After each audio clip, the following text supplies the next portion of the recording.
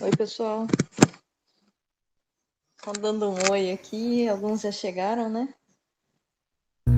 Bom dia, Ariadne. Bom dia. Bom dia. Bom dia. Aqui na sequência, nossa, o primeiro seria o Felipe, o primeiro aluno. O Felipe não chegou ainda, né? Ainda não. Eu tô procurando aqui a sequência, abrindo aqui o cronograma pra gente ver a ordem. Senão, qualquer coisa, a gente começa com o que seria o próximo da lista, pra gente, né, não perder tempo aqui nas apresentações. Deixa eu ver o segundo. O segundo seria o Guilherme, pelo menos na lista aqui, né? Na sequência que tá na. Essa ordem eu acho que não é muito. Não é muito assim. Acho que não tem um critério tão definido, né? Para essa ordem que passaram, mas o próximo seria o Guilherme. O Guilherme também não tá na sala, o aluno. Não, parece que não chegou também, não. Vamos ver o próximo. Iago. Bom, quem que tá de aluno? Pelo jeito é o Pedro e Eu o também. Vitor, né? Vitor tá aí. O João Sim. Carlos também, né? Bom dia. Bom dia. Bom dia. Aqui na sequência, vamos ver pela ordem que tá aqui. O primeiro seria o João Carlos dessa ordem aí. Eu Na posso começar a ordem, dentre os que apresentar, estão né? aqui, né? Não tem problema nenhum, não. Nem minha orientadora apareceu até agora. Eita, quem que já tá completo aí? O orientador e o aluno. Meu orientador já está aqui comigo. É o Tá Pedro. tudo ok, Vitor? Ah, então qualquer coisa a gente começa por você, pode ser? Ok, sem problema. Eu só posso, Ariadne, Oi. só para falar. Da sequência que está aí, eu cheguei agora, vi você falando. O Guilherme, que é um aluno meu, ele não vai apresentar, tá? Na verdade, a gente. Ele não vai apresentar? Não vai apresentar. O outro aluno que está comigo, que é o Iago, é aluno de ensino médio. Eu estou com a apresentação dele aqui, mas ele não tem condições de apresentar, né? Então, ele fez a apresentação, só que ele não tem realmente condições de apresentar, não tem equipamento, não tem internet, e aí só fechamos a apresentação, tem a apresentação dele. E, por último, o Vitor, que a gente fez em conjunto com a professora Ana Carolina está aí, e o Guilherme Carrijo, que deveria estar aqui, né, na lista, né? Aí sim, ele mandou o trabalho, ele não acabou não aparecendo na lista. Então, basicamente, seria só o Vitor e o Iago.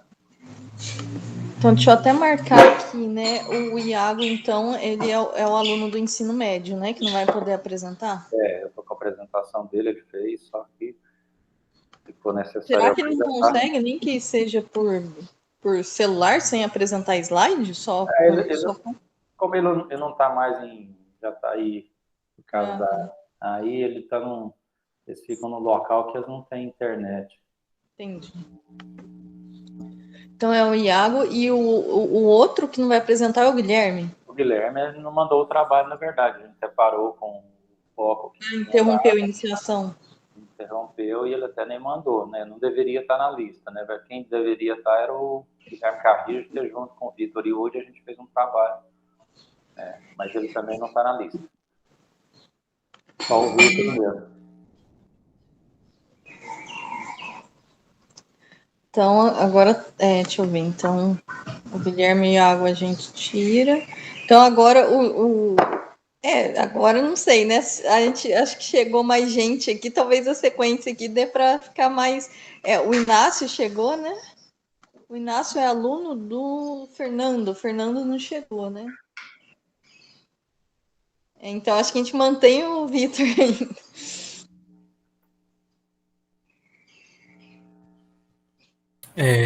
Enquanto as apresentações estiverem acontecendo. Se você quiser ir até já deixando meio. O seu slide já está no jeito? Você vai apresentar slide? Sim, vou apresentar o slide, ele já está pronto. Uma dúvida, se importam se quando eu ligar a câmera tiver com o filtro de imagem de fundo? Não, sem Não? problemas. Ok.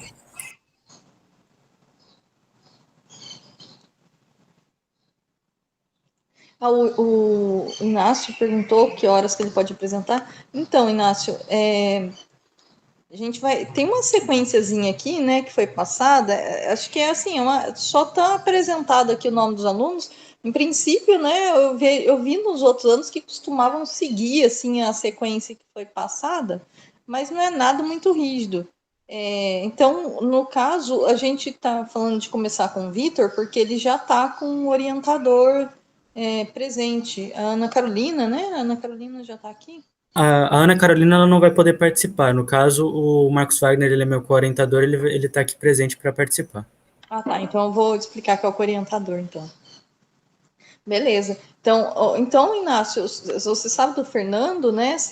A gente pode esperar um tempo, né, para ver se ele chega também. Ah, o Pedro, a Ana Paula já está aqui também, né? Eu vi aqui. Então, o Pedro também já tá tudo certinho. Aí é o Pedro e João Carlos, né? Isso. Isso. Bom Isso. dia, pessoal. Bom dia. Bom dia, Luiz Fernando. Agradecer, né, que foi eu que fiz o convite. Seja bem-vindo. Oi, bom dia, tudo bem? Bom. Como tinha... Oi, Luiz Fernando, obrigada. Oi, tudo bem? Tudo bom? Por ter vindo. Então, vou iniciar oficialmente aqui, tá bom, pessoal? Tá ok. Então, assim, como eu já tinha, o Vitor já está preparado a postos aí, a gente segue com o Vitor como primeiro, aí depois a gente passa para os seus alunos, tá bom, Ana Paula? Então seria deixa eu ver, o João Carlos e o Pedro, né? Depois Ok. Uhum. Então vamos lá, então vou começar a abertura aqui. Deixa eu só achar o textozinho. Prontinho.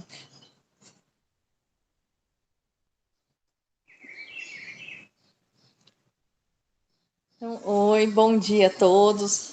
Sejam todos bem-vindos ao 6º Congresso de Ensino, Pesquisa e Extensão da Universidade Federal de Jataí, nosso 6º CONEP 2021.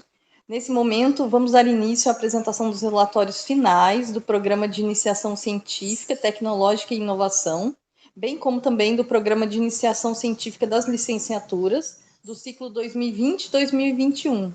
Então, agora, né, é o momento de consagrar aí tudo que foi feito, né, ao longo do ano pelos estudantes, um ano de iniciação científica, apresentando os relatórios finais. Eu agradeço a todos pela presença, por prestigiarem o CONEP 2021.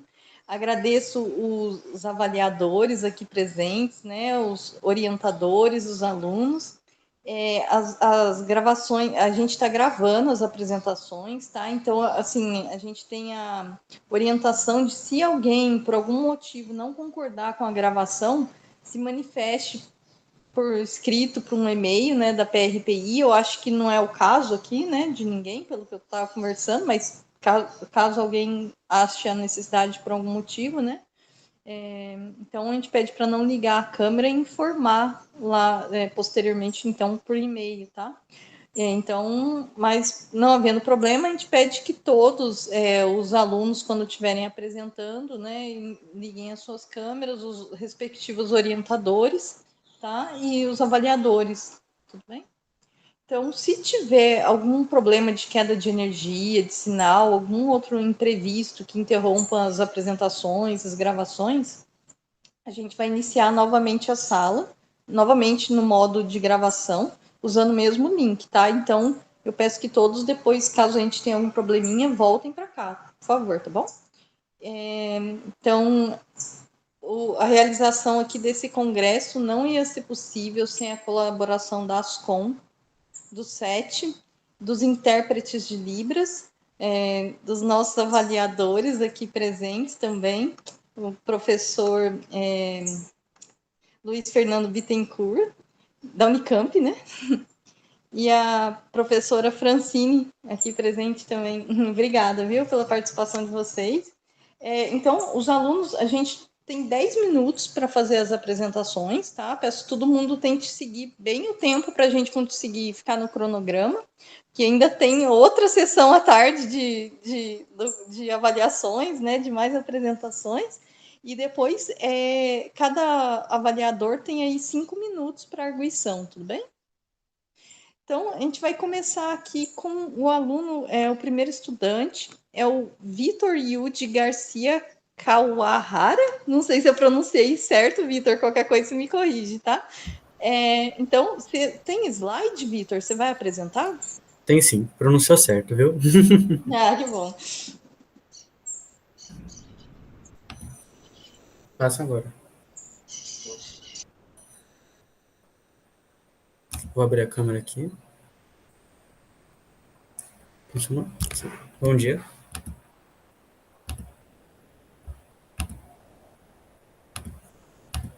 Bom dia, Vitor. Assim que você iniciar os slides, eu começo a contar o tempo, tá? Ok.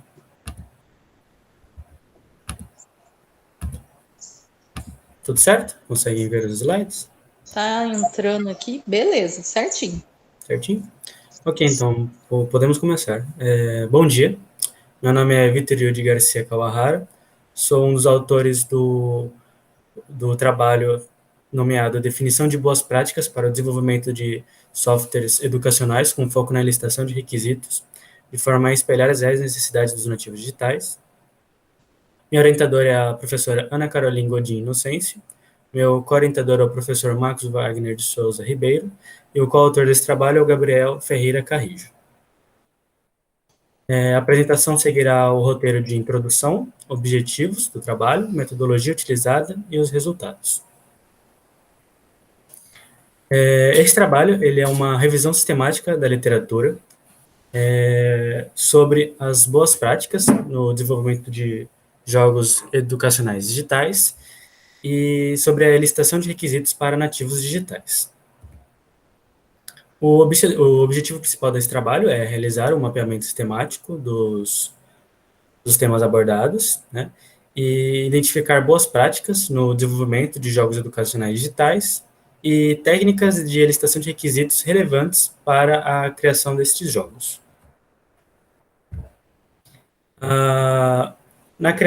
No mapeamento sistemático, iniciou-se criando as questões de pesquisas que queríamos responder nesse trabalho. As questões de pesquisa elas foram estruturadas nas divisões população, intervenção, contexto, comparação e resultado. Estas foram as questões encontradas, né? Foram criadas 5 questões. A primeira questão perguntava se existiam técnicas de licitação de requisitos específicas para o desenvolvimento de GEDs para nativos digitais.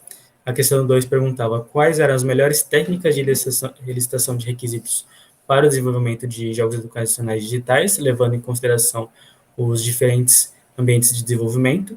A questão 3 perguntava se as técnicas de licitação de requisitos levavam em consideração os diversos perfis de aprendizagem. A questão 4 perguntava quais os principais desafios no desenvolvimento e na implementação e manutenção de um GED. E a questão 5 perguntava quais as vantagens dos GEDs em relação a outros métodos de ensino. Após a criação das questões, foi feita a escolha das máquinas de buscas. Escolhemos 2 máquinas de buscas, o Google Acadêmico e os anais do Simpósio Brasileiro de Informática na Educação. Houve a necessidade de criar uma string, 2 strings para cada máquina de busca, uma em português e outra em inglês. Após a pesquisa utilizando a string, foram encontrados no total 723 artigos. Para análise desses artigos, foi feita a criação dos critérios de exclusão e inclusão dos artigos. Os critérios de inclusão, foi decidido que eles seriam o inverso dos critérios de exclusão, sendo esses critérios de exclusão 5 no total, foram critérios de exclusão mais simples, né? O primeiro critério de exclusão era excluir estudos duplicados ou serem referentes a uma versão mais antiga de outro estudo. O critério 2 seria estudos redigidos em outra língua, que não seja o português ou o inglês. O terceiro, estudos que não versam sobre técnicas de licitação de requisitos ou desenvolvimento para GED. A 4 seriam estudos não considerados científicos, como prefácios de livros, por exemplo. E o quinto seria estudos que não sejam ofertados gratuitamente de forma online. Como resultado, após a análise, né, foi feito duas etapas de análise. Na primeira etapa, como eram muitos artigos, foi feita a leitura rápida, né, no caso, foi feita a leitura somente do resumo, do título, resumo, e das palavras-chave, né, e foi utilizado os critérios de exclusão para encontrar os artigos que respondessem às questões. No total, foram encontrados 128 artigos nessa primeira etapa, né. Nesse gráfico mostra a quantidade de artigos que respondiam cada questão de pesquisa, sendo que um mesmo artigo poderia responder mais de uma questão. Após essa primeira etapa, decidimos fazer uma segunda análise, dessa vez já mais minuciosa. Foi feita a leitura completa de todos os artigos, né, e utilizou-se os critérios de exclusão e inclusão novamente.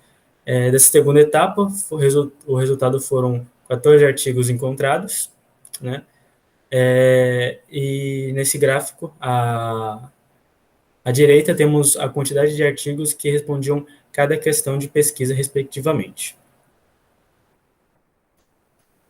Após a análise quantitativa feita, foi feita também uma análise qualitativa dos artigos para analisar as respostas, o que conseguimos achar de resposta de cada questão de pesquisa feita, né?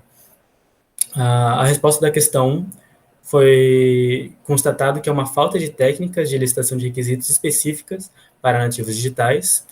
Na questão 2 foi observado que diversos projetos promovem ou utilizam uma técnica de licitação de requisitos que consideram o seu ambiente de desenvolvimento. A questão 3 notou-se que não são levados em consideração os diversos perfis de aprendizagem. Na questão 4, obtivemos as diversas dificuldades na produção de jogos educacionais digitais. E na questão 5, obtivemos também inúmeros fatores positivos dos jogos educacionais digitais sobre os métodos tradicionais de ensino. Após análise qualitativa, conseguimos também criar uma taxonomia com os resultados. Conseguimos criar a taxonomia em 5 escopos. No escopo pedagógico, com os fatores público-alvo e análise pedagógica. No escopo humano, com os fatores entrevista e consulta, metodologia participativa, definição de equipe, paradigma de aprendizagem e gênero dos jogos. A taxonomia no escopo cognitivo, com os fatores público-alvo, perfil de aprendizagem e complexidade. No escopo técnico, com os fatores elicitação de requisitos, equilíbrio de fatores, equipe multidisciplinar e falta de aceitação. E no escopo de geração, com os fatores métodos transicionais, geração familiarizada, feedback interativo e aprendizado multimodal. Com isso, conseguimos concluir da análise, foi que conseguimos construir, né, uma taxonomia sobre a elicitação de requisitos em jogos educacionais digitais. Notou-se que há uma falta de estudos que abordem os conceitos e passos necessários para o desenvolvimento de jogos educacionais digitais, e notou-se que há poucos esforços em reconhecer os requisitos específicos quando o produto tem como público-alvo os nativos digitais, e há uma má aplicação destas particularidades. Quero agradecer à Universidade Federal de Jataí, que auxiliou esse estudo por meio de bolsas. E, por fim, temos as referências com os artigos utilizados como base e artigos encontrados no mapeamento. Este é o fim da apresentação. Ok, obrigada, Vitor, pela apresentação. Muito legal o trabalho. Então, eu não havia mencionado, né, mas você mesmo já chegou a dizer, faltou dizer que o Vitor é orientado pela professora Ana Carolina Gondim Inocêncio e é co-orientado pelo professor Marcos Wagner de Souza Ribeiro, que é quem está aqui presente acompanhando a apresentação do Vitor. Então, seguindo o protocolo aqui, vamos abrir para as considerações do nosso avaliador externo, professor Luiz, por favor. Oi. Bom, obrigado. Eu queria agradecer primeiro o convite aí para participar como avaliador aqui, né, do evento. Eu tenho uma pergunta um pouco simples, eu acho, mas curiosidade. Qual que foi a maior dificuldade que você sentiu na hora... Eu vi que você achou muitos artigos, né? Teve bastante coisa que você teve que filtrar, né? E aí você fez um primeiro filtro para 128, se não me engano, depois um segundo filtro para 14, né? Sim. Eu acho que o primeiro filtro talvez seja um pouco mais fácil, né? Que você dá uma olhada ali no resumo e aí você consegue meio que excluir aquele artigo porque o resumo já não bate muito com o que você quer escolher, né? Como objetivo. Mas esse segundo filtro, qual que foi a maior dificuldade que você teve para fazer essa segunda filtragem, assim, e, digamos, na verdade, ver em detalhes, né, que aquele artigo não tinha muita relação com o que você queria estudar? Qual que foi a sua maior dificuldade nisso? A maior dificuldade, né, na segunda etapa de análise, na verdade, foi que muitos desses artigos que foram encontrados na primeira etapa, eles falavam muito pouco ou quase não falavam especificamente sobre o que foi procurado, né? Eles, às vezes, eram somente a criação de um jogo, por exemplo, né? Porém, ele não especificava a etapa de licitação, ou não mencionava sobre as dificuldades na criação do GED, ou até mesmo não mencionava as etapas da criação do jogo. Era somente uma apresentação de uma ideia de jogo, ou somente a apresentação do jogo. Então, a maior dificuldade na segunda etapa foram artigos que não especificavam bem o que queríamos como resposta. Posso fazer mais uma ou duas perguntas? Acho que tem um tempinho, né? Tá. E jogo, assim, jogo que você estudou, mas jogo no sentido de entretenimento, né? Não teve jogos no sentido de gamificação de alguma coisa que é digamos, mais para resolver um problema, né? Mais jogos de entretenimento, né? Sim, o trabalho ele foi focado para os jogos educacionais, no caso, né? Só que jogos educacionais digitais. Então, a gamificação não foi abordada, como também não foi abordado jogos, por exemplo, de tabuleiro, que já não seriam jogos digitais. Tá, entendi. E a última pergunta é o tamanho desses artigos. Você tem, assim, mais ou menos uma ideia da média do tamanho? Tinha uns que eram muito curtos, por exemplo, uma página. Você tinha outros que eram muito longos, tipo 30, 40 páginas, ou era mais ou menos padrão? Assim, a fonte dos artigos que você encontrou, eu imagino que sejam variadas, né? Conferências, etc. Mas tinham muita variedade de tamanho. Sim, houve bastante variedade no tamanho, né? Nesses 14 artigos, teve artigos que eram grandes, de 20 a mais de 10 páginas, de 20 a 30 páginas, como também havia muitos artigos curtos, de no máximo 6 páginas, mas no geral tiveram mais artigos medianos, assim, com 10, 15 páginas, de 10 a 20 páginas. Tá bom, obrigado. Eu que agradeço. Obrigada, professor. Vou passar aqui agora para a professora Francine Medeiros Barreto, que é nossa avaliadora interna, né, aqui da UFJ. Por favor, professora, fique à vontade. Obrigada. Bom dia, Vitor. Parabéns pelo seu trabalho, pela sua apresentação, tá? Bom, eu só tenho 2 comentários para fazer, assim. O primeiro é em relação às suas questões de pesquisa. Se você puder voltar no slide da questão de pesquisa, acho que te orienta melhor. Eu fico me perguntando se a questão de pesquisa 5 realmente está de acordo com os seus objetivos, né? Eu imagino que deva ser justificativa do seu trabalho, Não sei se para revisão sistemática que tem como objetivo buscar as dificuldades de desenvolvimento de jogos educacionais digitais, se a questão de pesquisa 5 é de fato relevante para esse tema, né? Assim, para esse objetivo. Aí talvez fique aí o comentário para os próximos trabalhos que vierem depois do seu, né? Se deve ser levado em consideração isso como para a parte do mapeamento sistemático e não, né, do objetivo que você tem. Eu entendo que é importante, que justifica o seu trabalho em si, mas eu não sei se seria uma questão de pesquisa boa para o seu objetivo de mapeamento, né? Esse comentário. E uma outra coisa que eu queria perguntar é se durante a sua busca, se você falou sobre encontrar perfis de aprendizagem, né? Sim. Eu sei que tem aí os perfis de aprendizagem, mas você ouviu alguma coisa, você leu alguma coisa sobre técnicas de desenvolvimento baseadas em perfis de personalidades para aprendizado, que é diferente de perfis de aprendizagem? Não lembro de ter feito a leitura de nada relacionado a isso. Não, porque é bem legal, tem uns trabalhos, principalmente na área de IA, algumas coisas relacionadas com perfis de personalidade, existem alguns autores já falam sobre isso, perfis de personalidades que alguns, eles, para aprendizagem, né? Então, existem técnicas que são voltadas para a pessoa aprender de acordo com o perfil de personalidade dela. Eu sei que é bem diferente do perfil de aprendizagem, mas ainda assim é uma técnica que o pessoal vem usando, principalmente em IA, para poder desenvolver objetos de aprendizagem, jogos educacionais digitais, né? Enfim, nessa área da educação. Então, é bem interessante, de repente, se eu for continuar o trabalho de pesquisar sobre isso, de repente ele já tem alguma coisa. Eu sei que tem alguns sistemas de recomendação já de conteúdo baseado em perfis de personalidade para aprendizado, então, de repente, cabe dar uma olhada nisso para ver como é que funciona, né? Claro, para ver com se certeza. encaixa no projeto de vocês. Bom, no mais é isso. Parabéns pelo seu trabalho, pela sua pesquisa, viu? Vocês, Obrigado, orientadores. Só respondendo em relação à questão 5, professora, esse trabalho ele foi um trabalho em conjunto, né?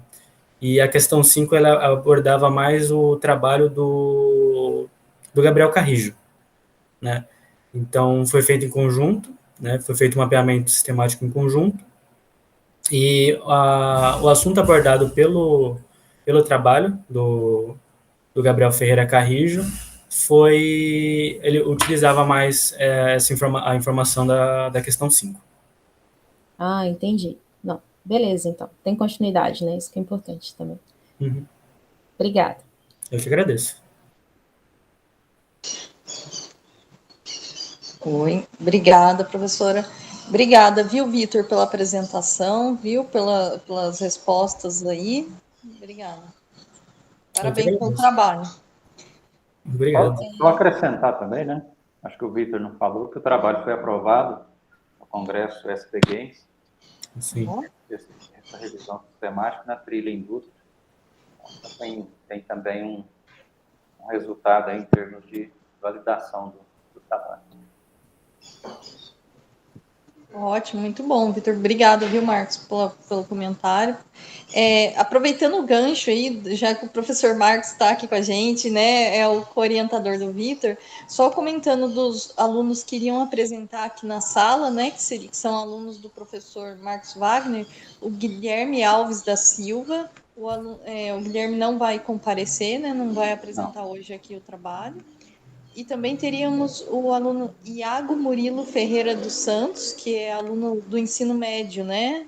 Pelo que o professor Marcos Wagner nos explicou, ele se encontra agora num local onde não tem acesso à internet, então ele não vai conseguir apresentar hoje também, certo? Eu queria até deixar registrado, né? Talvez, como a gente está usando isso como registro, o trabalho dele a gente chegou a fazer, eu queria falar um pouco também, né? Aproveitar, por mais que esse tempo seja mais para o aluno falar, mas eu acho que é de uma certa experiência importante registrar e apresentar o que ele fez, principalmente pela modalidade, né? Eu acho que é uma modalidade que não é tão simples, eu acho que a gente ainda precisa melhorar em aspectos globais, não específicos da instituição, mas aspectos globais, para que alunos de ensino médio tenham realmente condições. Então, a apresentação dele está até aqui, se vocês quiserem, ou se não, eu falo só um relato de experiência dele. se puder comentar então um pouquinho, professor. Tá bom, então assim, eu tenho a apresentação dele, está pronta aqui, a gente chegou a fazer. E aí eu acho que começa por um processo de que o aluno de ensino médio, ele ainda não Você tem... queria apresentar a tela? Pode, se quiser, eu posso ter aqui a apresentação dele. Pode ser? Pode ser, a gente vai fugir um pouco do protocolo aí, né? O orientador apresentando, mas dada a circunstância, acho que, né, é válido, né, mencionar pelo menos o trabalho do aluno, né? Ok.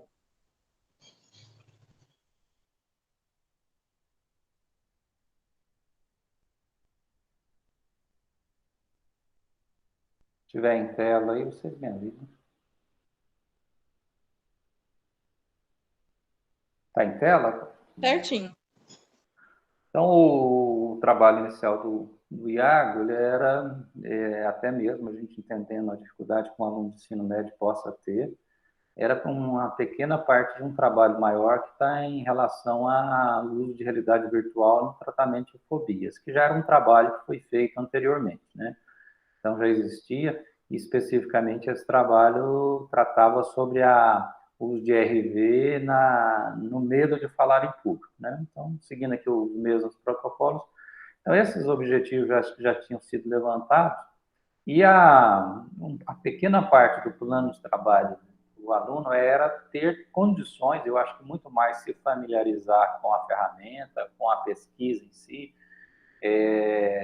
e tentar, a partir do aprendizado gerado nesse momento, construir uma pequena mudança, né? Qual que era a mudança? Era estabelecer se a ferramenta que já tinha sido feita, ela poderia ser utilizada para uma outra fobia diferente da fobia do medo de falar em público. Então, foi isso. Então, do plano de trabalho dele, o que ele precisava fazer era basicamente entender o projeto, né? E aí foram algumas reuniões. Depois, ele tentar trabalhar e criar uma alternativa à ferramenta existente, que era especificamente para o medo de falar em público. Então, para isso, ele então começou a trabalhar com a Unity, que é uma outra ferramenta, né? Acho que pulou aqui alguns.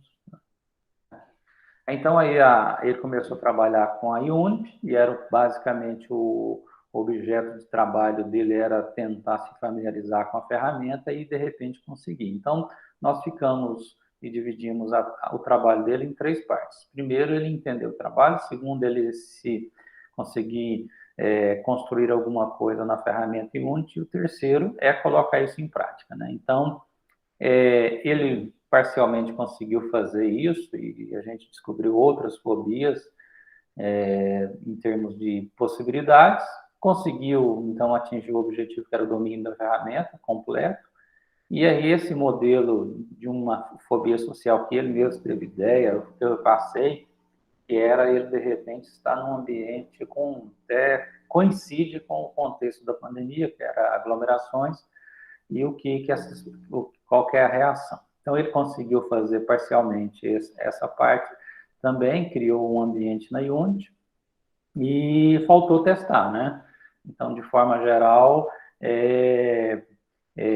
eu creio e faço uma análise do contexto geral, que para que um aluno de ensino médio realmente esteja dentro de um contexto maior, ele precisa estar ali num grupo bem maior, já com outras participações. E a pandemia, com o modelo de orientação online, para os nossos alunos da graduação foi tranquilo, mas para um aluno de ensino médio, isso não foi tão proveitoso, né? Nós tivemos muitas dificuldades, como ele também está no ensino médio, e aí a maioria das vezes ele não estava aqui na cidade, e a gente teve muita dificuldade, como está tendo agora, em comunicação, né? Então, basicamente, a comunicação dele foi feita muito mais por e-mail e definição, e utilizando o sistema de mensagem como WhatsApp, que propriamente de reuniões utilizando a mesma estrutura agora. Então, sim, eu só queria colocar isso, talvez como registro do processo em si, e dizer que é um processo que a gente precisa ainda intensificar e definir melhores caminhos, né?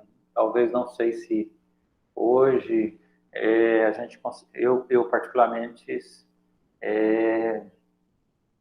faria uma outra orientação nesse sentido, porque percebi uma grande dificuldade, uma grande necessidade de adaptação para que isso possa ser efetivado e permitir que realmente o aluno tenha. Quanto ao aluno, não há dúvida do ganho dele, né? Quanto ao trabalho, os objetivos que a gente precisa, parcialmente eles foram cumpridos, mas eu acho que é suficiente para o objetivo que foi traçado. Então, como orientador dele, eu queria deixar apenas registrado. Obrigada, professor Marcos Wagner. Realmente, né, a gente sabe que é importante estimular os alunos, a participação dos professores aí com as iniciações de ensino médio, de ensino fundamental, né, é uma experiência muito interessante para os alunos, mas serve também para a gente, né, ir aprendendo e lidando, a gente vê que não é igual, né, mesmo, cada nível vai ter suas particularidades, dificuldades próprias, né, acho que a gente tem que ir se adequando aí também. Eu não sei, né, nesse caso, se algum dos professores desejaria fazer algum comentário apenas, né, não é caso de arguição, né, porque os alunos, não é o aluno apresentando, mas alguém desejaria fazer algum comentário sobre o trabalho?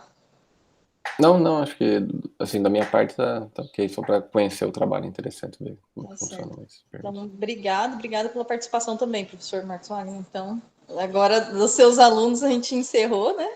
Então, agora, o próximo a apresentar é o aluno João Carlos Gonçalves dos Santos, que é aluno da professora Ana Paula Freitas Vilela Boaventura. Eu tô dispensado, já. Está dispensado. Aí a gente pede que todo mundo que não tiver, que não for os apresentadores ou os avaliadores, que até desligue a câmera, por gentileza, né? Agora nas etapas. Podem continuar assistindo, claro, né? Só. Obrigado. Bom, pode começar? Oi, João Carlos, pode começar. Já iniciou os slides, já pôs o slide, vou iniciar o tempo, tá? Você tem 10 minutos, tá bom? Ok. Bom dia, meu nome é João Carlos. Eu vou apresentar minha pesquisa intitulada Comparação entre técnicas de realce de bordas para a identificação de fitossanidades em lavouras de soja. Eu estou sendo orientado pela professora Ana Paula, do curso de Ciências da Computação, e co-orientado pelo professor Marcelo Marques, do curso de Agronomia. Bom, essa apresentação ela vai acontecer da seguinte forma. Na primeira parte, eu vou trazer uma breve introdução sobre a área estudada e os principais objetivos dessa pesquisa, a metodologia que a gente utilizou para chegar nos resultados e, por fim, os resultados obtidos dessa pesquisa. Bom, o agronegócio ele é um setor da economia muito importante e a soja é um commodity que faz parte e contribui com grande parte dos lucros da agronomia. Porém, no estágio de desenvolvimento da planta, ela pode ser acometida por algumas doenças e o agricultor, vendo esse cenário, ele iniciou o uso de tecnologias na tentativa de reduzir os danos nas lavouras. Uma das tecnologias empregadas nesse tipo de atividade são sistemas de visão computacional, onde, utilizando técnicas de realce de imagens, eles conseguem identificar as áreas da planta onde contém algum sintoma da doença. E o realce de imagens, ele é uma etapa dentro do pré-processamento de uma imagem, e ele visa destacar os realces, visa realçar os detalhes presentes em uma imagem. No caso, a gente vai estar trabalhando aqui dentro da etapa de pré-processamento. E o que é o processamento digital de imagens, né? O processamento digital de imagem consiste em um conjunto de técnicas para capturar, representar e transformar imagens com auxílio de computador, onde o emprego dessas técnicas ele permite extrair e identificar informações das imagens e melhorar a qualidade visual de certos aspectos estruturais, de forma a facilitar a percepção tanto humana como a interpretação automática por meio de máquinas. E essas técnicas de realce de imagens é o processo de manipular uma imagem de forma que o resultado ele seja mais adequado do que o original para uma aplicação específica. E essa palavra específica é muito importante nesse contexto, porque as técnicas de realce elas são orientadas de acordo com o problema. Por exemplo, uma técnica que é muito útil para realçar imagens radiográficas, ela pode não ser a melhor abordagem para realçar imagens de uma lavoura. E dessa forma, as técnicas de realce escolhidas, elas estão diretamente ligadas com o problema que a gente está tentando resolver. A primeira técnica que a gente definiu foi o operador de Sobel. Aqui a gente tem um exemplo de uma imagem original comparada com o resultado que a gente obteve. Um dos resultados, eu peguei aqui a fim apenas de exemplificar. A segunda técnica que a gente vai estar trabalhando foi o operador de Caney. A terceira delas foi o operador de Prewitt. E a quarta foi o operador Laplaciano. A gente também definiu algumas doenças para essa pesquisa.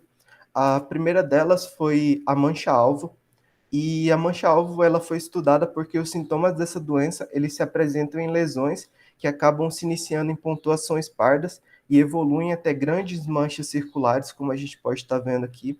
A segunda doença foi a ferrugem asiática, onde os sintomas da ferrugem eles podem aparecer em qualquer estágio de desenvolvimento da planta, e os sintomas eles se apresentam em pequenos pontos escuros e acabam evoluindo até grandes manchas escuras na planta. E a terceira doença que a gente acabou estudando foi o crestamento bacteriano, onde os sintomas eles são caracterizados por essas pontuações castanho, escuro, vermelhadas, e em um estágio mais desenvolvido da doença, esses pontos eles acabam se agrupando e formando grandes manchas escuras que resultam em um severo desfolho da planta. A gente fez a revisão sistemática e buscou alguns trabalhos relacionados a fim de responder algumas questões de pesquisa. A gente definiu algumas questões de pesquisa, a primeira delas era verificar quais eram as principais doenças que acometiam a cultura da soja. A gente respondeu, foi aquelas que eu acabei de mostrar. Quais eram os principais indícios de doença na soja? Essa parte era muito importante, porque o sistema de visão computacional, eles precisam de indícios que sejam fáceis de identificar. A terceira questão, quais são as técnicas de realce utilizadas para a identificação dessas doenças? E, por fim, como garantir que houve melhoria na qualidade da imagem? A gente definiu algumas strings de busca que foi divididas em 2 períodos. No primeiro período, do 5/3 até o dia 20/3, e um segundo período, do dia 15/5 até o dia 16/5. Nesse segundo período, a gente visava identificar se durante o ano passado até esse ano, nenhum trabalho se propôs a realizar o que a gente estava se propondo. A gente também definiu algumas bases de busca para essa pesquisa, passando do ICM, o I3 Explore, o Google Scholar, o repositório Alice da Embrapa e o periódico CAPES. A gente também definiu alguns critérios de inclusão para esses trabalhos. Os trabalhos eles deveriam estar no idioma inglês ou português. Eles também deveriam ter temas relacionados ao processamento digital de imagem. Os trabalhos eles deveriam estar entre os anos de 2000 a 2021. Essa janela ela ficou um pouco maior, geralmente a gente definia 5 anos, porém o co-orientador, o professor Marcelo Marques, ele pediu para aumentar um pouco essa janela, porque tinha trabalhos relevantes que já estudavam isso em épocas mais antigas, então a gente aumentou um pouco essa faixa, e a gente também precisava de trabalhos completos disponíveis. A gente, depois de toda essa filtragem, a gente definiu 4 trabalhos para serem o nosso norte. Nesse primeiro trabalho, o cálculo automático foliar da soja danificada. Esse segundo, o Grading Method of Leaf Spot Disease Based on Image Processing. O trabalho T3 também e o T4. Foram esses 4 trabalhos que a gente definiu. Os critérios de comparação, para a gente verificar se nenhum desses trabalhos eles já eles se propõem a realizar o que a gente está propondo. Então, a gente definiu alguns critérios de comparação. O primeiro critério, ele compara essas técnicas a partir de uma metodologia, verificar se ele utiliza técnicas de realce para melhoria na qualidade da imagem, se define e trata de fitossanidades da soja e se compara técnicas de realce identificando qual que é a melhor para determinada fitossanidade. Aqui tem um quadro comparativo dos trabalhos e o trabalho proposto, onde a gente pode ver que em alguns trabalhos eles não cumprem todos, e o nosso trabalho proposto a gente acabou cumprindo todos isso. O objetivo geral dessa pesquisa era identificar qual técnica de realce ela é mais adequada ao tratamento de imagens com sintomas de doença na soja, e como objetivo específico, identificar as principais técnicas de realce utilizadas e comparar a partir de métricas. A metodologia que a gente utilizou parte desde a aquisição da imagem, passando pelo processo de segmentação, a aplicação da técnica, a linearização dos resultados e, por fim, a avaliação a partir do método GQM. A aquisição das imagens foi realizada a partir do repositório de patos da Embrapa, onde já continham as imagens das doenças já catalogadas.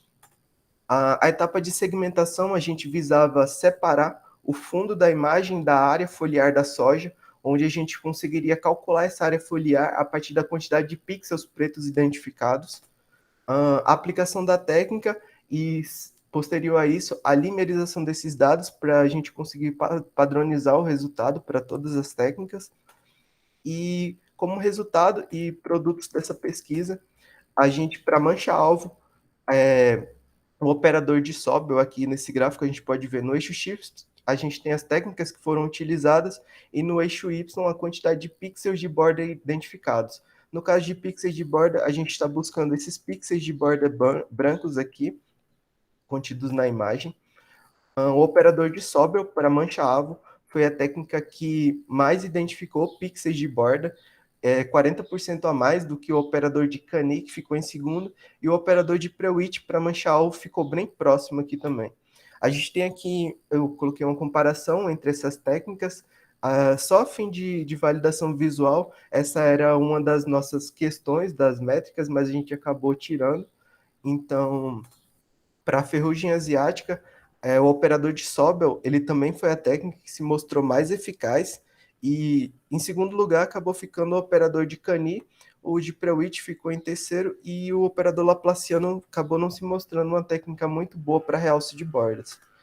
Aqui também tem o resultado do operador de Sobel para ferrugem asiática, uma comparação entre eles. E por fim, o crescimento bacteriano, onde o operador de Sobel ele também se mostrou mais eficaz, seguido pelo operador de Cani, e o de Prewitt. Aqui a gente tem a comparação entre os resultados, e em considerações finais, a gente conseguiu identificar quais eram as principais doenças que acometiam a cultura da soja. Como resultado, a gente tem a revisão sistemática da literatura e o levantamento do estado da arte dessa área. Assim também como fruto dessa pesquisa, a gente teve a aprovação no projeto final de curso, e a gente conseguiu responder quais eram as principais técnicas de realce que eram aplicadas nesse tipo de atividade, as principais doenças que acometiam a cultura da soja, e a partir desse método GQM, e com os valores definidos para os scripts, e nessa configuração, o operador de Sobel ela foi a técnica mais adequada à identificação dessas doenças, ao realce de bordas, e que isso contribui com o sistema de visão computacional, podendo ser implementados. Então é isso, pessoal. Muito obrigado. Obrigada, João Carlos, pela apresentação. Vou passar para o professor Luiz Fernando. Bom, parabéns pelo trabalho, João Carlos. Eu tenho algumas perguntas aqui. Como que você escolheu os operadores? Você tirou da literatura, assim, você teve que filtrar alguns? Como foi? Isso, os operadores eles foram definidos a partir da revisão sistemática da literatura. Tem algum que ficou de fora, assim, que tinha pouca gente que usava, ou não? Esses três foram os que você encontrou, assim? São todos os que você encontrou? Tinham alguns que eram utilizados, mas para outros tipos de doença, como a gente acabou focando na soja, essas eram as técnicas que eram mais empregadas à identificação de doenças na soja. Entendi. E sobre o banco de dados que você usou, né? Você tem o tamanho dele? Quantas fotos de folha tinha lá? Se você filtrou uma parte dele, usou ele inteiro, essas coisas? Para cada imagem, para cada doença, a gente tinha um dataset de 50 imagens, onde a gente definiu uma população de 10% para a gente trabalhar. Então, para cada uma das doenças, a gente tinha 5 imagens para trabalhar, e foi em cima delas que a gente definiu. Então, no total, tinham 150 imagens das doenças pré-catalogadas, 50 de cada, e a gente acabou usando 10% delas, no caso, 5 de cada doença. Tá. E sobre a métrica, né, que você usou, são pixels de borda, né, que você conta, né, basicamente. Como que você, assim, dado um número de pixels de borda que uma técnica encontrou, como que você compara ou verifica se aquele quantidade de pixels de borda realmente condiz com o que está na folha. Por exemplo, você não encontrou uma borda que não existiria ou teve algum problema de qualidade, digamos assim, dos pixels que ele encontrou. Ok. A gente tinha uma segunda técnica que era para realizar a validação visual a partir de pessoas. Deixa eu voltar aqui apenas o slide. Esse segundo resultado aqui seria para avaliação visual, que a gente acabou deixando de fora porque a gente acabou perdendo um pouco de tempo no início dessa pesquisa, porque a gente ia trabalhar com imagens de drone e a gente acabou vendo que não era viável, então a gente acabou perdendo quase um mês atrás dessas imagens que seriam capturadas a partir dos drones, e com a revisão sistemática que a gente fez de novo, a gente viu que não seria possível trabalhar com essas imagens, dada a altitude delas. Então, essa segunda avaliação, a gente acabou deixando para trabalhos futuros. Essa comparação entre elas, a validação visual, para ver qual seria a melhor técnica. Tá bom, é isso. Obrigado. Por nada. Obrigada, professor Luiz Fernando, João, pelas respostas. Agora, professora Francine, por favor. Bom dia, João. Bom dia, Francine. Parabéns pela sua apresentação, pelo seu trabalho, né, e pelo resultado do seu trabalho de ter se transformado aí num projeto final de curso, então, parabéns. Obrigado. Eu vou aproveitar o gancho da última pergunta do professor Luiz, sobre essa contagem de pixels aí. Não sei, para mim aqui na imagem, até cheguei um pouquinho mais perto aqui da tela, parece que olhando assim, esse operador de Sobel que você falou, ele parece que perde para o de Cane, né, assim, olhando visualmente. Qual que é a diferença, assim, é lógico, tirando a contagem de pixel, né, que você fez, mas as diferenças, fora isso, que você conseguiu identificar dos dois métodos? Então, para essa configuração específica dos scripts que a gente teve, a gente conseguiu esse resultado. Nessa imagem aqui, a gente não consegue ver muito bem, mas na imagem expandida, o operador de Sobel, ele conseguiu identificar até as menores áreas onde estava iniciando essa doença na planta.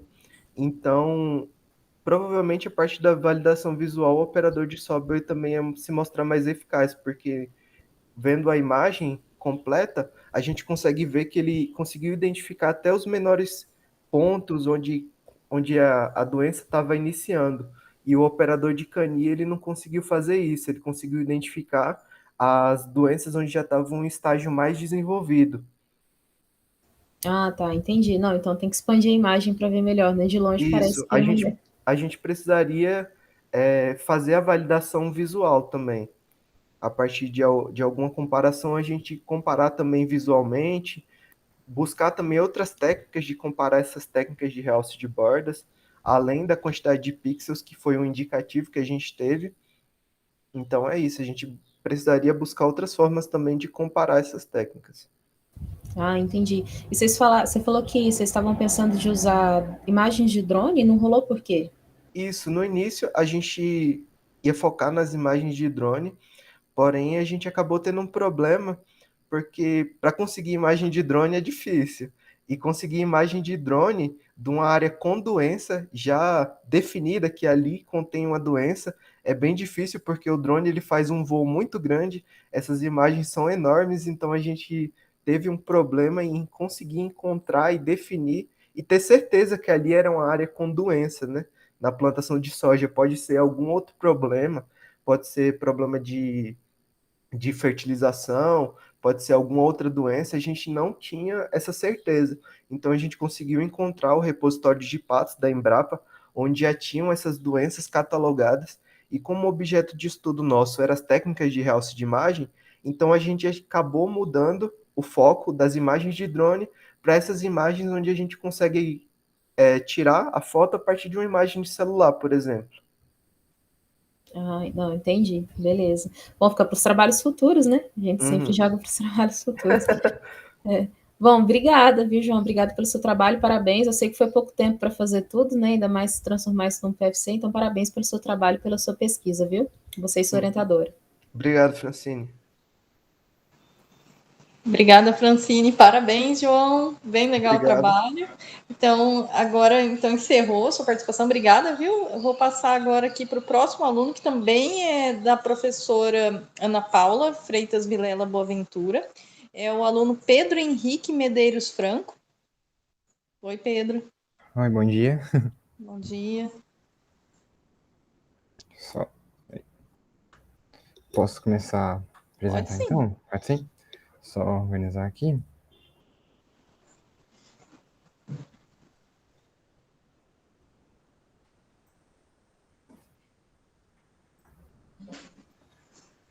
Tá dando para ver? Certinho? Tá pronto, certinho. Então, vou Certinho? marcar seu tempo, tá? Ok. Então, bom dia, meu nome é Pedro Henrique e eu sou orientado pela professora Ana Paula e hoje vim aqui apresentar meu projeto de pesquisa em ação, né? Onde é um relato de experiência, né, desse último ano, dos resultados que a gente teve em relação a tudo que aconteceu e em relação a um outro projeto em si. E vai se seguir aqui na questão com introdução, objetivos e metodologia, né? E os resultados que a gente obteve com essa pesquisa em relação ao projeto. Bom, para a introdução, teria que dar um contexto, né, para essa pesquisa, e basicamente esse projeto de pesquisa, ele nasce, né, em conjunto com outro projeto que também é com a professora Ana Paula, que é o Escola de Games, que é um projeto onde a gente ensina o ensino de programação, né, o pensamento computacional, a adolescentes de 13 a 15 anos, né. Então, a gente trabalha com eles esse pensamento computacional através da construção de jogos digitais. Desde a questão a criação do roteiro de jogo, seguindo até a parte de programação, né, utilizando a plataforma Scratch, que acho que alguns devem conhecer, e até a finalização do jogo em si. E também alguns conceitos de matemática que a gente ensina através desse projeto também.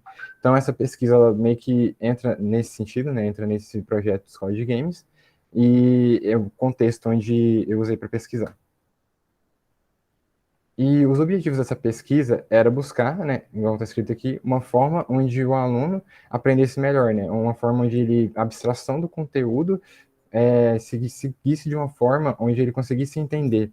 Porque, querendo ou não, o conteúdo da computação, né, é muito fácil, né, é um tanto quanto complicado aprender a programar. Até para a gente, né, que está aprendendo, é muito, às vezes é um pouco complicado, né. Tem alguns professores aqui, no caso a Francine e a professora Ana Paula também, que ensina mais, que eu tive aula com elas em relação à programação, então é um conteúdo complicado e às vezes pode ser até um pouco chato. Então, assim, a gente pesquisava, né, metodologias, formas onde o aluno pudesse prestar atenção, onde ele se sentisse bem, onde ele iria aprender e iria gostar disso, né. E o outro objetivo é incluir esse mesmo jovem no mundo digital, né, porque no BNCC mesmo lá prevê que o aluno tem que aprender, no caso, a cultura digital, isso tem que estar incluído no mundo dele. Então, a gente queria incluir isso também, através dessa pesquisa, né? E a nossa metodologia, ela se baseava nessas 4 fases, né? Cada uma delas.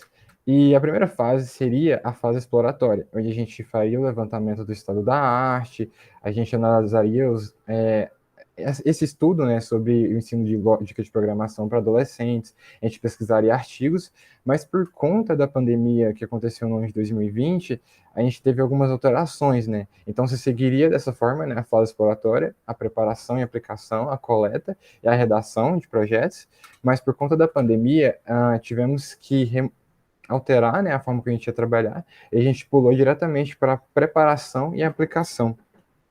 Ou seja, a fase exploratória a gente teve que trocar de lugar com a preparação e aplicação por conta da pandemia e em relação ao outro projeto também, né? Onde a gente aplicaria o que a gente pesquisou.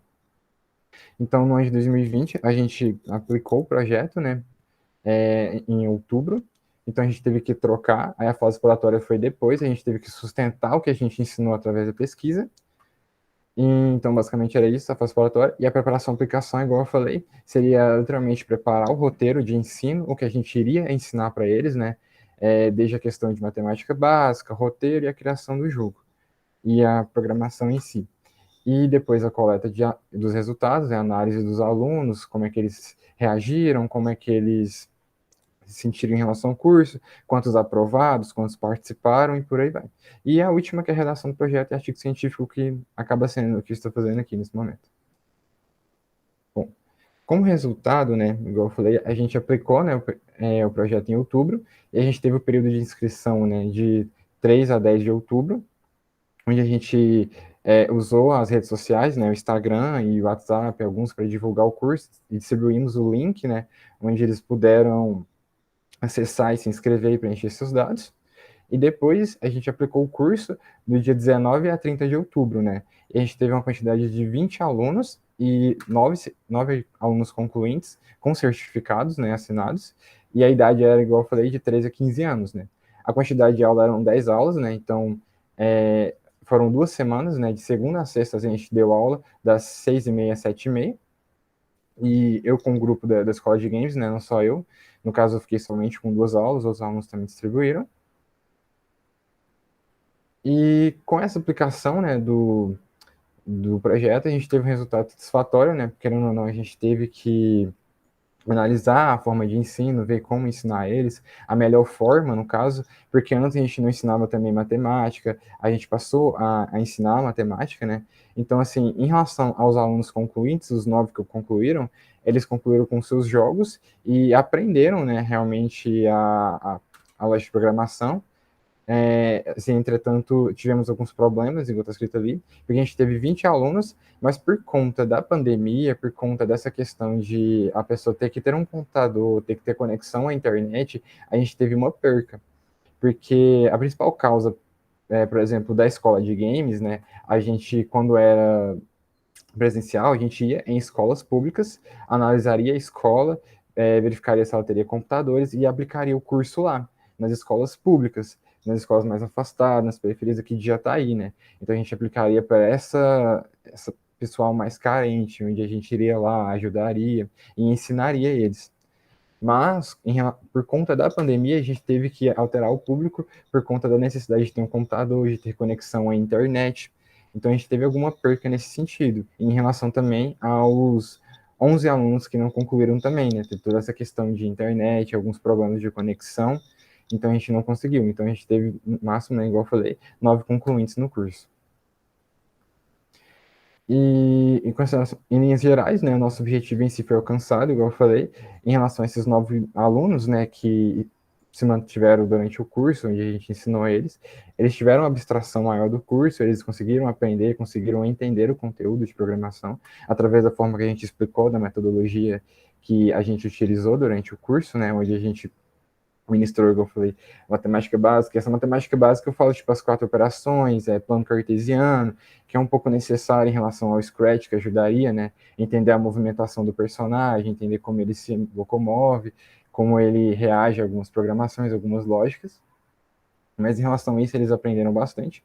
Aqui embaixo estão algumas imagens, né, das nossas aulas, né. Aqui está uma aula onde eu participei, uma aula onde eu ensinei, né, basicamente um pouco da escola de games, da introdução, e outra aula de um colega meu, onde ele estava explicando um pouco sobre a plataforma do Scratch, né. Mas, né, durante toda essa aplicação, durante tudo isso, a gente surgiu, né, como eu falei, a gente teve um resultado satisfatório em relação aos alunos, mas a gente ficou com o seguinte questionamento, né, como a gente poderia, né, ensinar no formato remoto, de forma que a gente promovesse um ensino igualitário entre os alunos, né? Como? Fazer isso durante a pandemia. Tanto que em alguns eventos onde a gente participou, no EduComp, né? Eu levei esse questionamento ao EduComp também, através da Escola de Games, que foi o evento nacional que aconteceu aqui da computação, né? E lá teve algumas presenças de alguns professores, até internacional, né? E eles também debateram com a gente em relação a isso, a complexidade, a dificuldade em relação a aplicar um ensino remoto de forma que seja igual para todos os alunos, o que é muito complicado, né?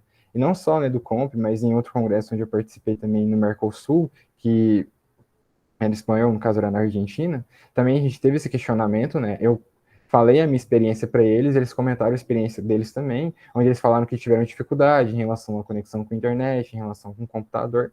Então, assim, em linhas gerais, a abstração do conteúdo foi ótima, né? Eles aprenderam, mas a gente teve essa perca em relação a ser remoto, a ser né, dessa forma, porque a gente, desde o início, né, igual todo mundo, a gente preparou o projeto para que ele fosse de forma presencial, onde a gente iria pesquisar, estudaria as escolas, levantaria o estado da arte e aplicaria o projeto.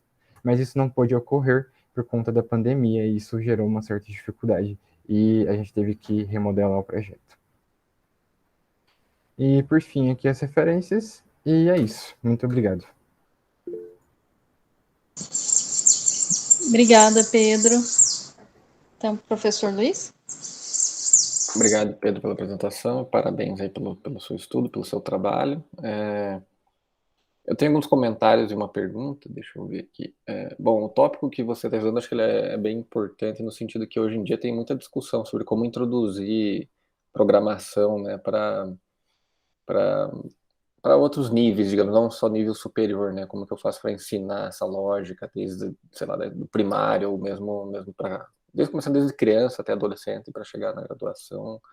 E isso tem bastante coisa sendo discutida sobre isso, então o tópico é bastante importante, né? Eu notei que, claro, que como você mencionou, que o seu trabalho foi prejudicado pela pandemia, porque teve que mudar um pouco a metodologia para conseguir fazer o estudo que você queria fazer, da forma que você queria fazer, né? E acho que teve aí algumas conclusões que você colocou interessantes, né, em relação às dificuldades que você teve. Acho que o aprendizado dos alunos foi importante, mas acho que você também deve ter aprendido, né, a avaliar ali como que isso impacta os alunos, esse ensino remoto, o que aconteceu, qual que é a diferença do remoto para o presencial, né, ter toda essa análise que você fez, que eu acho que também acabou sendo um aprendizado também, tanto para você quanto para os alunos, né, acho que foi interessante nessa linha. E, bom, uma pergunta que eu queria fazer é como que foi feita a avaliação ali daqueles alunos que você considerou que conseguiram realizar, né, a atividade? Era uma atividade que eles tinham que fazer, se eles conseguiram, eles já você avaliou que eles eram aptos, tinham aprendido, ou teve algum outro tipo de métrica de análise? Então, durante o curso, né, a gente teve algumas avaliações em cada aula também, né? Então, por exemplo, na aula onde a gente ensinou o roteiro de jogos, no final teve essa aplicação onde o aluno escrevia um roteiro e enviava para a gente. E a gente leu o roteiro e viu que eles realmente abstraíram conteúdo. Na relação do jogo em si, eles mandaram também, né? Eles fizeram um jogo pela plataforma do Scratch e enviou para a gente o jogo. Então, a nossa avaliação foi através disso, né? A gente analisou o jogo, viu o jogo que eles fizeram, né? Óbvio que teve algumas dificuldades, né? Mas, assim, nada muito gritante, mas a gente avaliou através disso. E também a gente utilizou a plataforma Kahoot, né? Não sei se você conhece, né? Assim, para avaliar como eles aprenderam, né? Eu acabei não achando alguns prints que a gente tirou da plataforma do Kahoot, né? Da pontuação dos alunos, mas a gente utilizou essas formas, né? Então, foi a avaliação do roteiro, do jogo final, onde ele criou, e o Kahoot. Entendi. Tá bom, então. Obrigado. Parabéns pelo trabalho. Obrigada, professor Luiz. Professora Francine? Bom dia, Pedro. Parabéns pela sua pesquisa, pela sua apresentação, viu? Escola de Games vem fazendo história na computação faz um tempo, né? E estava acontecendo no presencial, e aí teve que passar para online, então parabéns por vocês terem continuado com esse projeto mesmo no online, com todas as dificuldades que você já levantou, tá? Então parabéns mesmo para você e para toda a equipe da Escola de Games. E aí, só uma curiosidade mesmo, né, sobre o seu trabalho, né, já que é um relato de experiência, você participou da Escola de Games quando ela estava no presencial também, ou você já entrou nela quando estava no online? Eu entrei quando estava no online já. Eu entrei, sim, no meio tempo, né? Terminou a parte presencial. Aí teve a apresentação dos alunos da turma anterior, que eu ajudei em alguns jogos, mas assim, eu não consegui participar das aulas presenciais. Só depois mesmo, infelizmente. Entendi. E aí você falou das várias dificuldades que vocês encontraram, né, para ensinar online, realmente é outros 500, né, é bem complicado. Mas na sua opinião, tanto quanto o instrutor do curso, quanto o aluno também, baseado no trabalho que você fez, o que você acha que poderia ser feito para ajudar nesse processo de aprendizagem no ensino remoto? Qual é a sua opinião sobre isso, quanto ao seu trabalho que você desenvolveu na Escola de Games e até mesmo quanto aluno, né? Durante o projeto, pelo que, assim, analisando os alunos, né, quando eu estava com eles, eu acho que interessante é trazer o conteúdo de uma forma onde seja simples e, como explicar, de forma que seja atrativo para eles, né? Então, assim, como a gente estava trabalhando com adolescentes de 13 a 15 anos, a plataforma Scratch ela é muito bonitinha, então, trazendo o curso de uma forma interativa, foi melhor para eles, assim, pelo menos nessa idade, né? Por exemplo, a gente não foi tão teórico, a gente foi mais prática. Na minha aula, por exemplo, acho que foi na terceira aula, eu já abri a plataforma Scratch e já comecei a programar um jogo com eles já. Então, assim, para a idade deles, sendo mais prático, sendo menos teórico, seria melhor, porque foi o que a gente fez. E acredito que isso ajudaria muito no ensino remoto, né? Para a abstração do conteúdo. Ser menos teórico e ser mais prático nessa idade. Entendi. Eu acho que todas as idades, né, o pessoal gosta da prática mesmo. Bom, mas é isso. Pedro, parabéns pelo seu trabalho de novo, viu, que você desenvolveu nesse ano e a toda a equipe da Escola de Games. Obrigado. Obrigada pela apresentação, Pedro. Obrigada, Francine. Parabéns pelo trabalho. Pedro, pode interromper. Eu agradeço aí também a participação da professora Ana Paula, né, que está aqui conosco, participando, assistindo as apresentações dos alunos.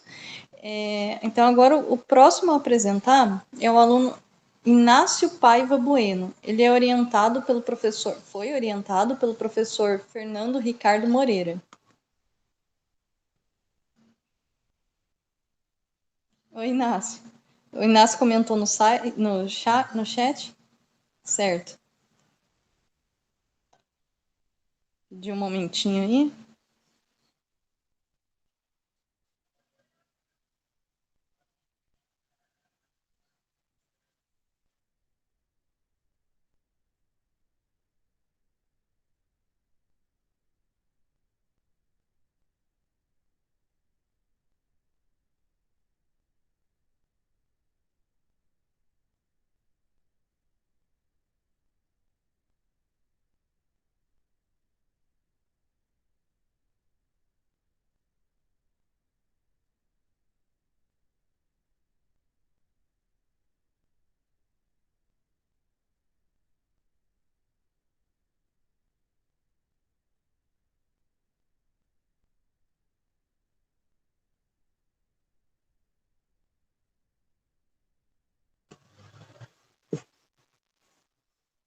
Inácio está organizando para apresentar os slides, é isso, Inácio?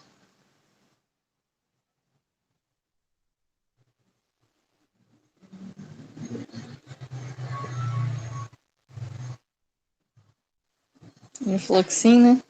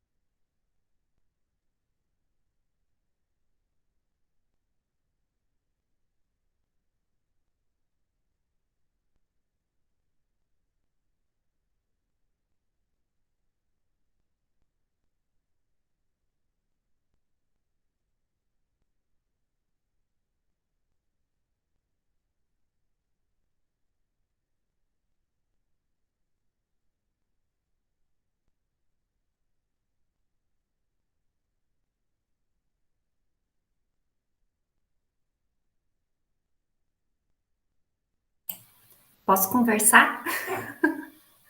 Eu não aguento. Pode falar. Então tá, enquanto o Inácio está arrumando aí, só para comentar um pouquinho dos trabalhos, né?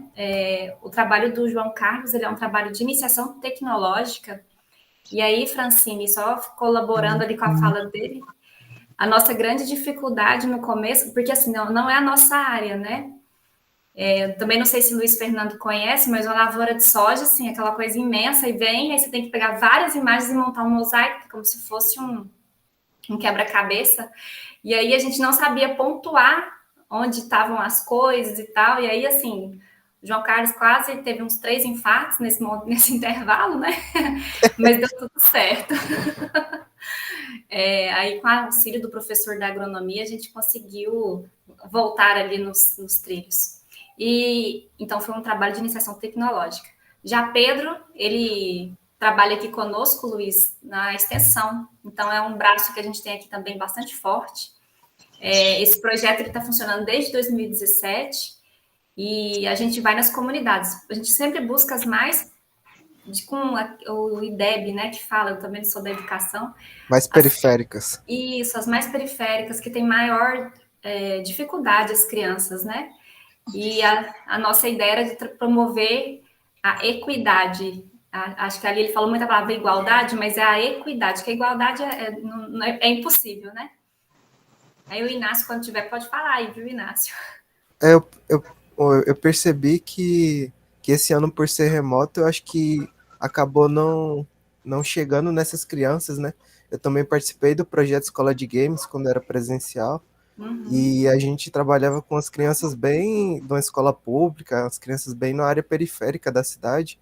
Então, acho que por ser remoto e precisar de computador, e eles nem tinham computador, nem celular, eu acho que eles acabaram ficando de fora por conta de ser online, né, Ana? Isso. Aí foi bem difícil mesmo. Bem complicado. Mas é isso. Então, assim, são dois perfis bem diferentes, né? Iniciação tecnológica, aí a gente...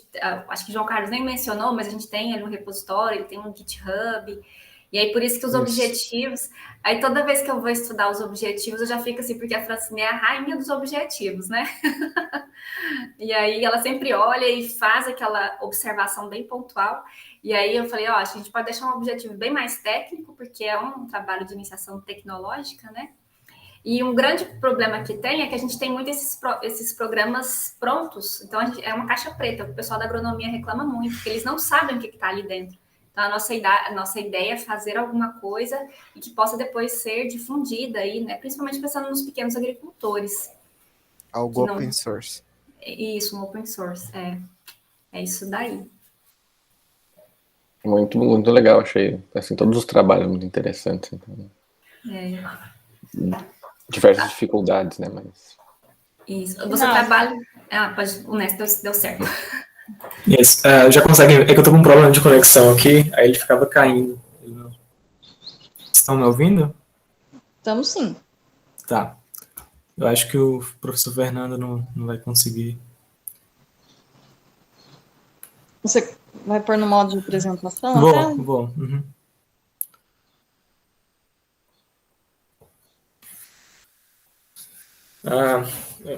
Perdão pela demora. Bom dia a todos e a todas. Então, meu nome é Inácio, sob a orientação do professor Fernando, desenvolvi o trabalho de métodos de otimização contínua unidimensionais, modelagem de problemas e condições de otimalidade. Aqui pelo sumário, os objetivos desse trabalho, né, foi o entendimento de alguns métodos de otimização, foi o método da bissecção, o da seção áurea e o método de Newton. Nós fizemos a aplicação de alguns algoritmos desenvolvidos a partir de algum desses métodos em determinados problemas para fazer uma comparação entre eles no final. Então, a metodologia consistiu, né, no desenvolvimento dos algoritmos baseados já na literatura e depois ainda também com alguns problemas bem conhecidos, né, fez a aplicação desses algoritmos nesses problemas e no final foi feita uma comparação básica com o número de iterações para cada, comparando, né, quantas iterações em cada algoritmo conseguiu a resolução do problema. Então, está aqui o exemplo de um problema aqui que é ele que eu trago aqui as primeiras comparações. Então, uma folha de papel, que ela mede 10 por 16 centímetros de papelão, né? Dois quadrados iguais são recortados dos vértices de uma folha de dado que tem 10 centímetros. Dois retângulos iguais são recortados dos outros vértices de modo que as abas possam ser dobradas para formar uma caixa retangular com tampa. Determine aí o volume máximo de cada da caixa resultante. Então aí a gente vai ficar com a função, né, que vai determinar que a gente vai buscar a optimalidade do problema. E aí, o primeiro, o método da bissecção, né, nesse problema, ele levou 21 iterações, o da seção áurea 10 e o de método de Newton 3. Por que teve toda essa diferença, né? O método da bissecção, ele vai recortando dado o intervalo, né? Ele vai recortando, por exemplo, primeiro a gente entra com alguns valores, né? Recorta o intervalo ali em 4 partes de 25%, e aí, se ele não tiver nos primeiros 25% ou nos finais, ele joga essa parte fora, cria um novo intervalo, e assim, cada iteração, ele vai diminuindo esse intervalo. O da seção áurea, ele é bem semelhante ao método da bissecção, só que a diferença é que ele vai usar ali o número dourado, né, o Golden Ratio, para fazer esse recorte do intervalo. Esses dois métodos, tanto da bissecção e da seção áurea, a gente chama eles de métodos de ordem zero, porque eles não fazem uso de derivadas. Então, computacionalmente, em certa parte, eles são mais leves, né, por não fazer uso, e também, né, levam mais iterações. Porém, aqui já no método de Newton, ele funciona um pouco diferente, né? Ele é um método de ordem 2, ele vai utilizar até a segunda derivada. Então, ele computacionalmente ele é um pouco mais pesado, mas em compensação, o número de iterações para ele funcionar são bem menores.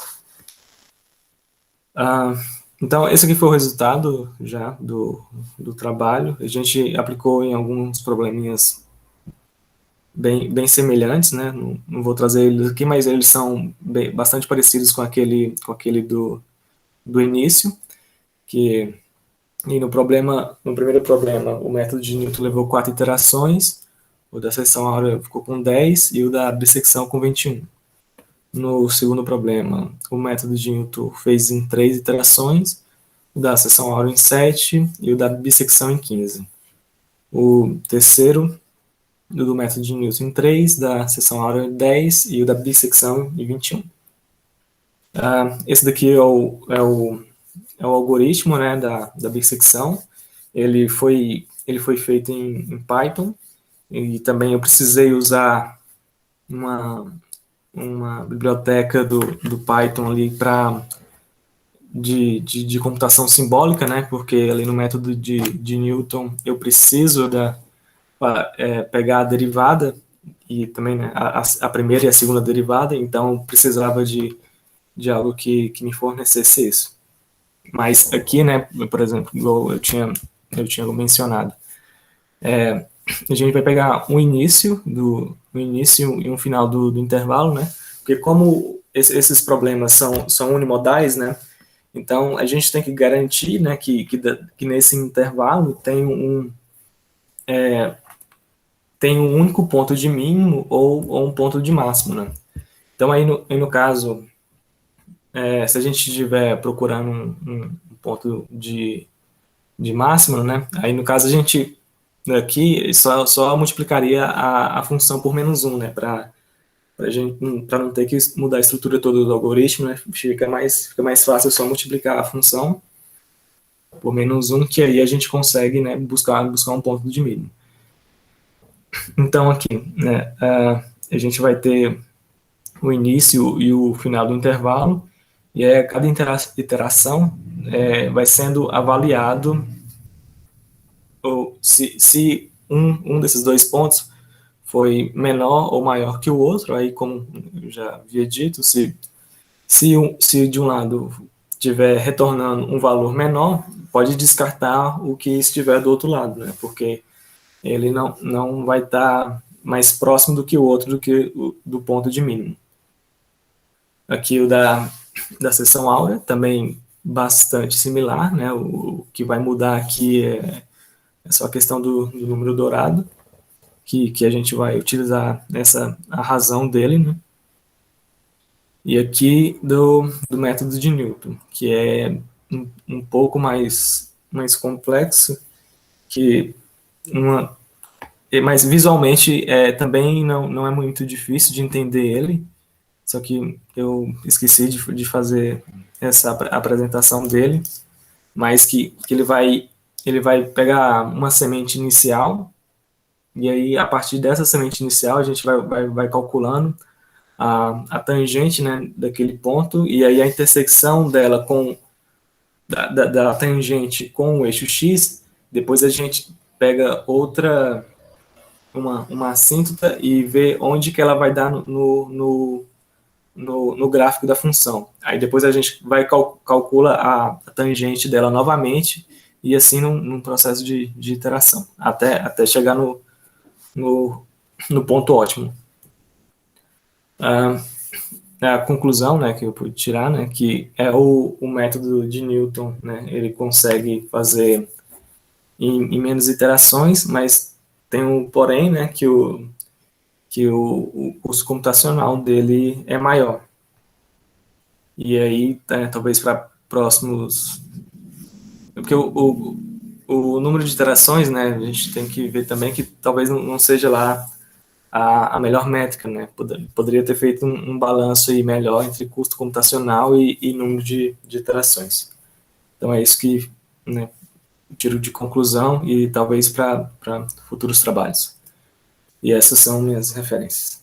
Obrigado. Obrigada pela apresentação, Inácio. Então, professor Luiz. Inácio, parabéns pelo trabalho. Eu tinha anotado aqui justamente esse último ponto que você colocou, né, que é você comparar não só o número de iterações, mas também o tempo de execução computacional, né, já que você tem tipos diferentes de otimização que você está realizando, de tipos de cálculo diferentes que impactam em tempos de execução diferentes, né. Sobre o problema que você estudou, é um problema específico ali, né, você tem aquele problema não é empacotamento bidimensional exatamente, né, mas é um problema de você fazer recortes ali em um papelão, né, digamos assim, você analisar quanto que isso custa, né. E você pensou em... Pode falar. Não, né, é que realmente, né, a própria literatura fala que esses métodos são métodos simples para problemas simples também. Então, algo de complexidade maior, de várias variáveis, é o que eu vou iniciar agora na segunda iniciação científica. Esse realmente foi mais de introdução à literatura, de introdução aos problemas e de como fazer.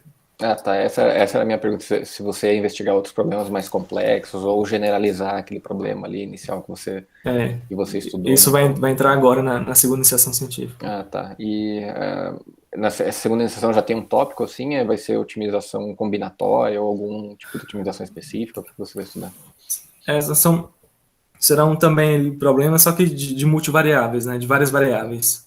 Problemas, esse tipo de problema de otimização. Uhum.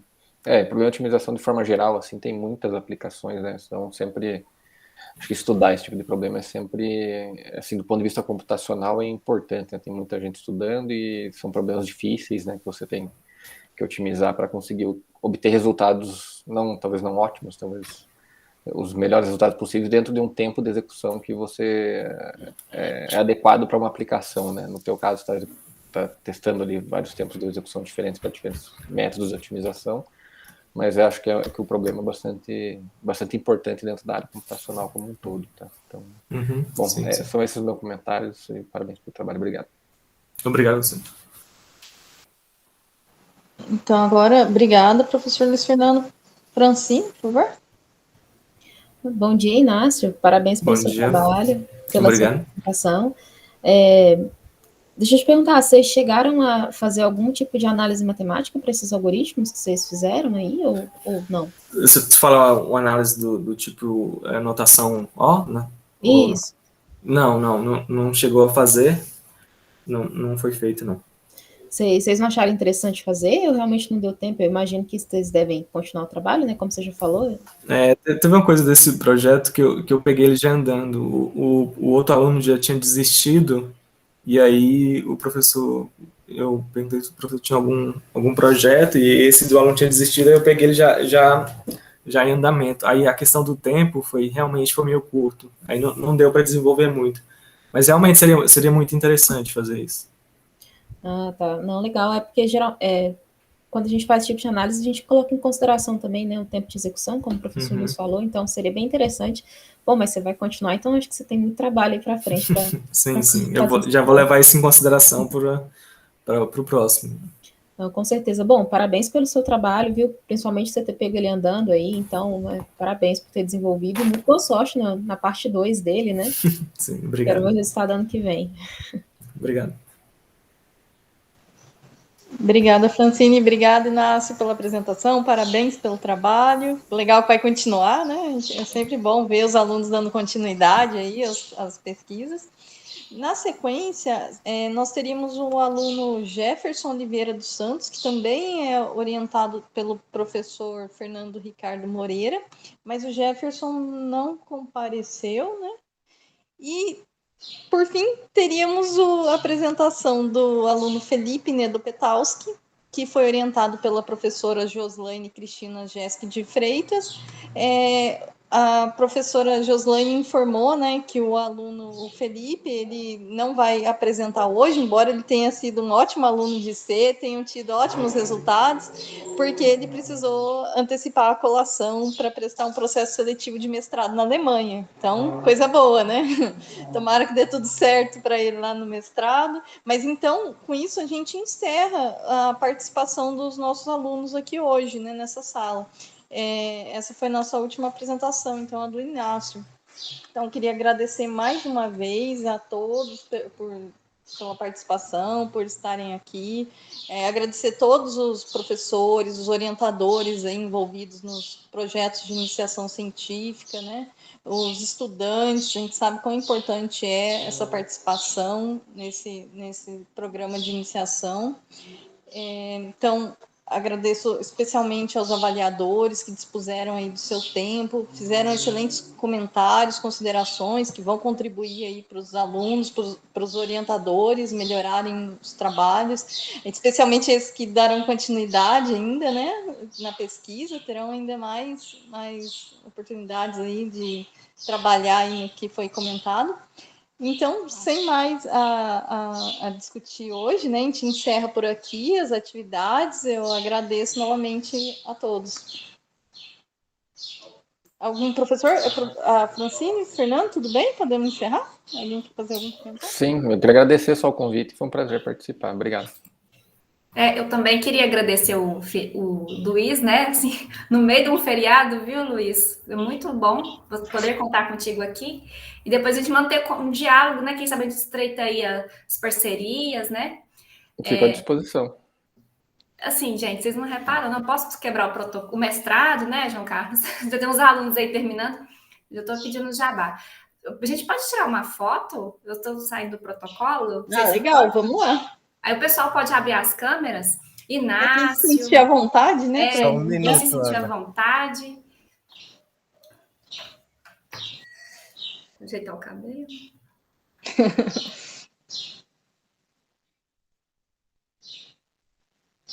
Mais alguém vai abrir?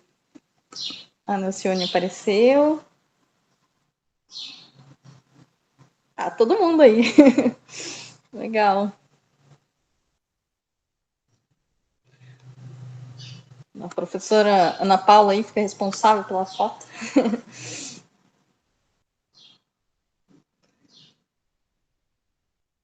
Isso, certinho. Muito obrigada, viu, pessoal? Beleza. Obrigada, parabéns vocês. aí a todos, viu? Então, tá. Até mais. Bom feriado, bom restinho de feriado. Obrigado. Tchau, tchau. Tchau, tchau.